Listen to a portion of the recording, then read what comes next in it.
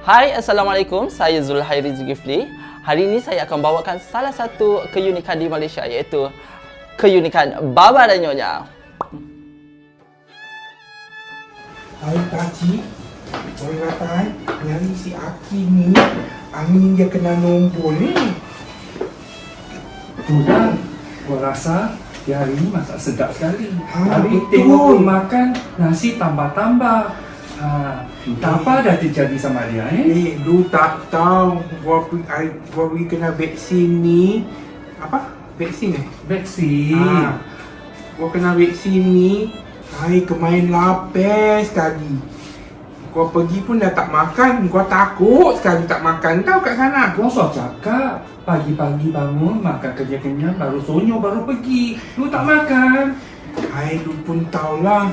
Kalau gua makan kenyang-kenyang, gua dah pergi samai sana, gua dah takut. Apa akan jadi? Tak silap hari bulan tercerit dalam kain. Hai, tak dah lah sambil macam tu. Itulah tak mau dengar gua cakap. Lu ni mau buat apa? Hai adik, ini dah mau masuk bulan 7. Lu dengar betul-betul. Lari lekas, lari laju, lari cepat mau dapat nombor 1. Buat kertas bulan 7, malaikat pun mau minta lalu. Malaikat minta lalu. Ini pantun mau semayang bulan 7 Baru lu tahu betul you dengar gua tahu. Ada apa dalam dunia? Cari saudara jauh di mata. Betul juga. Walaupun kita ni, yang lain ni tak jumpa dekat dunia, malaikat lalu tepi pun kita boleh terasanya. Betul. Pasal saya buat ni semua. Musuhnya kasih jorang. Habis jangan lupa cikit cap go, movement tepi jalan. Kasih hoyati melakatkan kat di luar tu. Jangan lupa. Hai, salam sejahtera. Bersama saya dua orang insan istimewa yang kita bawa untuk merungkat keunikan Baba dan Nyonya, iaitu yang pertama Baba Allen Wan dan juga yang kedua Baba Thomas Tan. Okey, apa khabar? Khabar baik. Khabar baik. Okey, sebelum kita meneruskan lebih lanjut, tak kenal maka tak cinta. Jadi kita nak Baba Allen Wan memperkenalkan diri dahulu. Dipersilakan. Okay, nama saya Baba Allen Wan. So, kebanyakan dia panggil Allen je lah. Baba Allen lah. So, asal dia memang daripada Melaka dan berketurunan Baba Dunia dah generasi yang ke-6. Oh, ke-6. Ya. Okey, seterusnya Baba Thomas Tan, dipersilakan. Ya, selamat sejahtera. Nama saya Baba Thomas Tan. Saya juga dari keturunan Baba Nyonya Melaka dan saya juga generasi yang ke-6. Okey, baiklah. Oh, rupanya dah 6 generasi. Mungkin anak-anak itu adalah lebih kepada generasi yang ke-7 dan juga ke-8 ya. Okey, tak apa. Kita nak tahu berkenaan sejarah Baba dan Nyonya. Boleh ceritakan sedikit?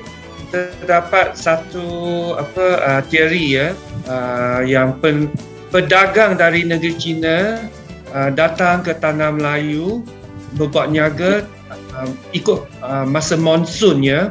Jadi mereka kena tinggal di tanah Melayu selama 6 bulan untuk monsun kembali ke negeri China. Jadi ada yang mengambil kesempatan mengawini perempuan tempatan untuk menjaga perniagaan mereka di sini. Jadi hasil perkahwinan ini yang anak lelaki dinamakan Baba dan anak perempuan dinamakan Nyonya. Okey. Dan ada teori yang kedua ialah kedatangan Puteri Hang Lipo ke tanah Melayu membawa 500 dayang-dayang dan orang gaji. Okay.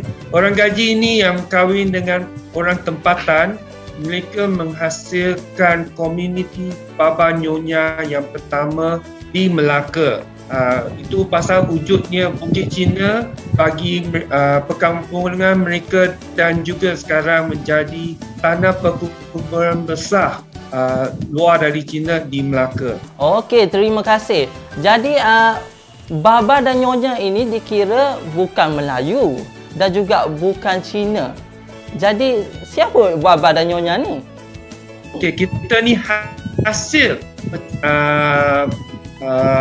perkahwinan campuran. Jadi kita masih lagi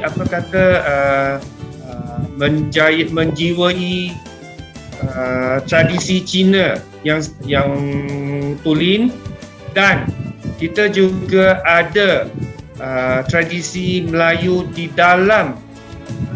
bergabung di dalam tradisi kita yang sekarang. Jadi kita masa tu berpakaian baju panjang dan rupa kami bukan rupa Cina. Rupa orang, saya gunakan istilah rupa orang tempatan. Okay, berkulit pirat, tapi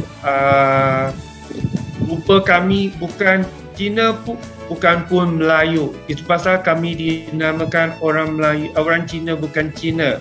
Tapi jiwa kami memang orang Cina betul Cina, sebab kita masih mengabalkan tradisi Cina yang kuno, yang lama hingga sekarang. Oh, okey.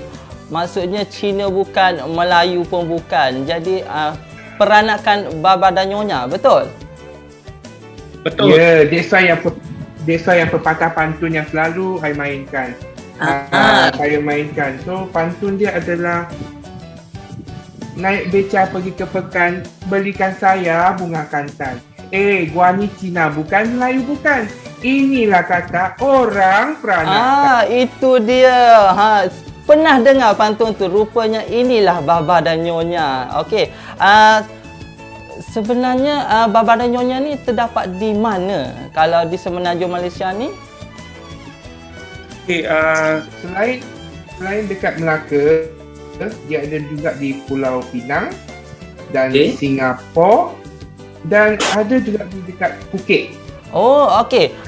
Apakah perbezaan antara Baba Nyonya daripada Pulau Pinang, Melaka dan juga Singapura yang saya dengar tadi? Sebelum tu biar I jawab secara ringkas dan terus ya. Negeri-negeri pelat semasa tu Pulau Pinang, Melaka dan Singapura adalah negeri yang mengandungi peranakan Nyonya Baba yang pertama, okey. Dan dari tiga negeri ini, negeri dan negara, wujudnya satu convention Nyonya Baba. Okay, dari sana kita dapat kawan-kawan kami dari Phuket, dari Indonesia dan sekarang dari Australia, okay, bergabung dalam satu komuniti Nyonya Baba International. Dan perbezaan yang awal, seperti orang kata Pulau Pinang tu lebih ke utara dan Melaka lebih ke selatan, walaupun dari negeri Cina adalah begitu, okey. Orang-orang Pulau Pinang atau peranakan Pulau Pinang tu datang dari Hokkien sebelah utara dan yang Melaka datang dari sebelah selatan. Jadi perbezaan percakapan kami berbeza. Mereka mencakap Hokkien yang lebih menyanyi. Okay. Dan kita kat Melaka lebih sikit, orang kata lebih sikit kasar. Jadi di sini disimpulkan bahawa Baba dan Nyonya ni bukan hanya terdapat di Malaysia, tetapi juga di Thailand, di Australia dan juga Singapura. Indonesia juga. Indonesia juga. Maksudnya Baba dan Nyonya ni merata-rata. Maksudnya kalau di Malaysia ni perkahwinan campur dengan Melayu, dengan orang-orang tempatan lah. Kalau di Indonesia dengan Jawa. Maksudnya sangat menarik. Okey, baiklah.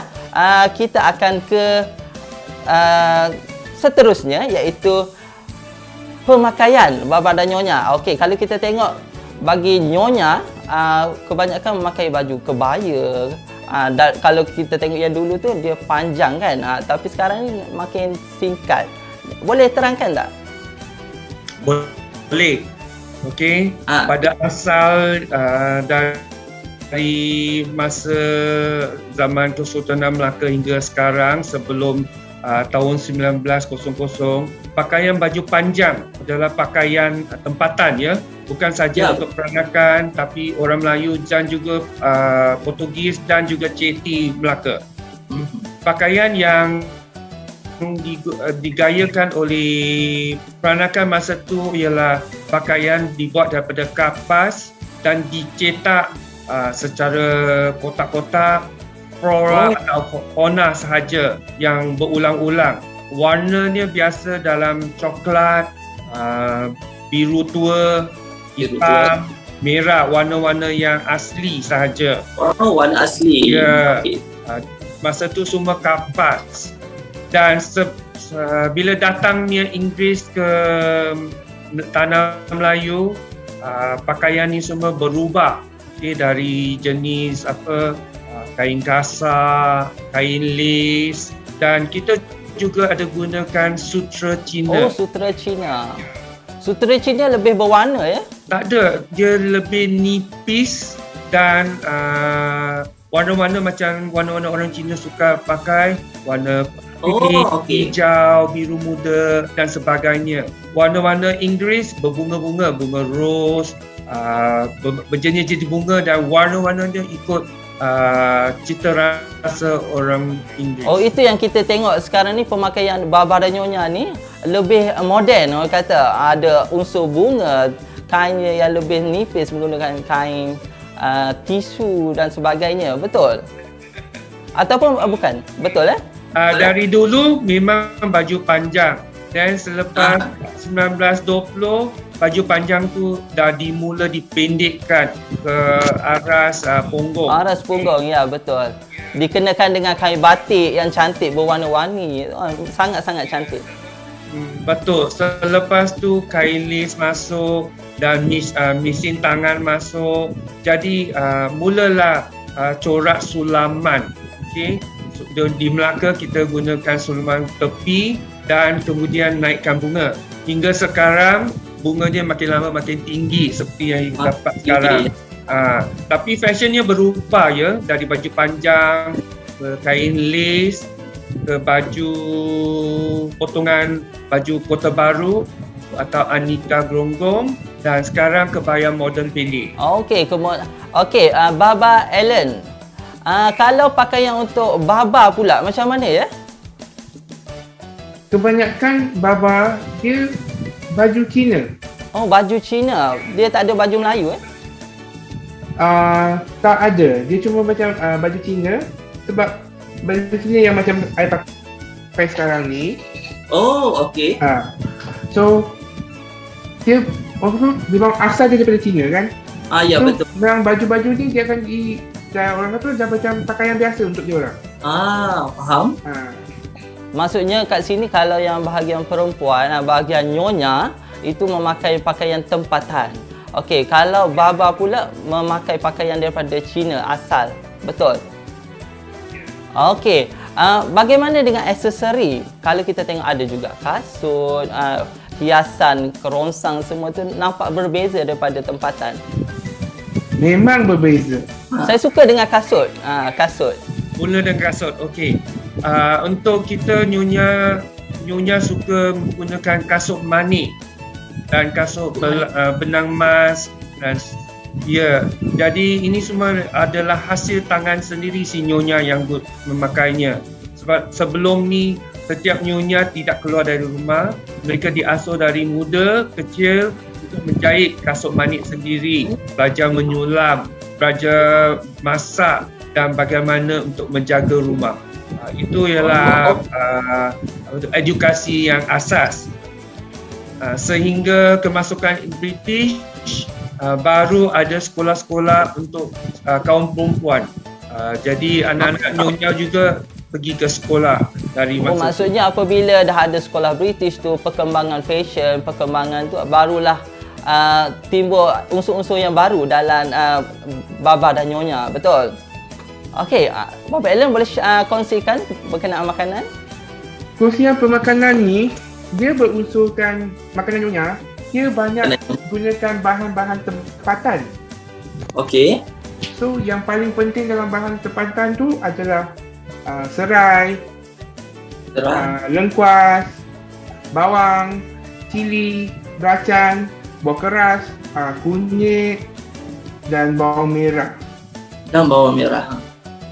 So hasil daripada dekat sini dia jadi dibagikan banyak. Daripada rempah tu dibagikan banyak lah. Seperti gerang asam. Gerang asam ni kita orang Melaka peranakan kita panggil gerang asam. Garam asam. Ya betul. Tapi orang Melayu Melaka dia panggil asam pedas. Asam pedas. Saya tertanya-tanya apakah itu tadi? Rupanya asam pedas. Betul. Perbezaan dia juga antara Melayu dengan orang peranakan daripada segi rempah. Okey, antara makanan-makanan yang berbeza daripada tempatan, apakah makanan-makanannya? Berbeza daripada tempatan. Okey, makanan seperti macam kita orang panggil sebak. Sebang. Sebak, S-E-K-B-A-K.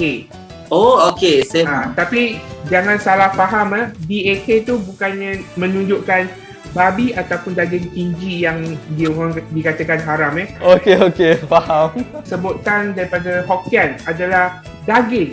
Daging, okey. Bila kita cakap bak tu, dia boleh kaitkan dengan daging lembu, dia boleh kaitkan dengan daging ayam. Faham. So kebanyakan sekarang bila orang kata bak, semua dah takut. So banyak kawan-kawan daripada Alan, bila Alan sebut bak je, Ya, kalau saya pun saya takut. Tapi bila dengar penjelasan ni rasa lebih santai, rasa lebih selamat untuk dimakan. sebab bak tu diistilahkan bahasa Hokkien adalah daging. Ya, betul. Bukannya katakan bak tu mesti benda tu. Betul. Sebab kita tahu selalunya bak kutih itu adalah makanan yang berasaskan daging khinzir kan. Tapi bila Baba Alan bagi tahu bah tu untuk daging, jadi terungkailah misteri selama ini. Kenapa dipanggilkan bak putih? Bak adalah daging. Okey. Put tu adalah tulang. Oh, tulang. Dan teh tu adalah herba. Herbal. Okey, faham. Bak putih juga dia boleh buat daripada daging ayam ataupun daging lembu. Tak semestinya daging yang haram tu.